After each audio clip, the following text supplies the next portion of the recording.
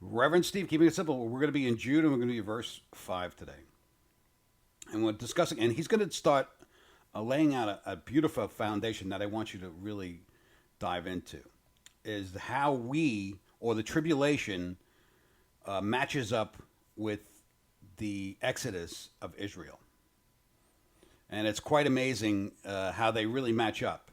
You have all the complaining from Israel, wanting to go back to Egypt, bringing those things into right at the foot of the mountain, bringing idols right at the foot of the mountain while Moses is away, while Jesus is away. They're at the foot of the mountain, and they bring idol worship right into the congregation.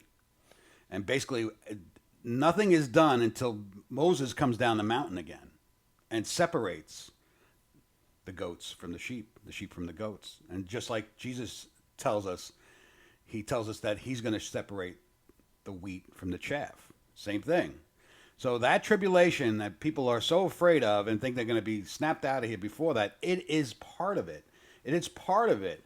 You know, if the children of Israel were just snapped into the promised land, instead of going 40 years in the desert, God wouldn't be able to show their wicked hearts of many of them that had to be weeded out before they entered the promised land.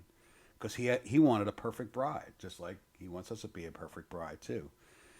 And perfect bride is not just snapped out of here.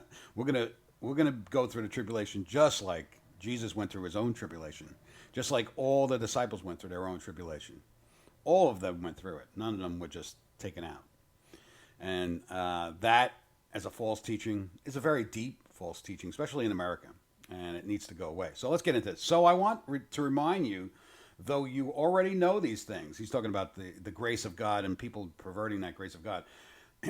Jesus first rescued the nation of Israel. I love that he uses Jesus in the that he doesn't say God the Father rescued Israel. He says Jesus rescued the nation of Israel out of Egypt, but later destroyed those who did not remain faithful.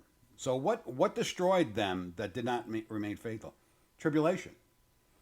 All the tribulations they went through in the desert weeded out, or basically showed who was not going to be able to make it to the mountain, or when they were at the mountain, they were condemned for the things that they did at the mountain. They brought the idol worship in, the calf. They made a golden calf before God, and he smited them right at the foot of the mountain.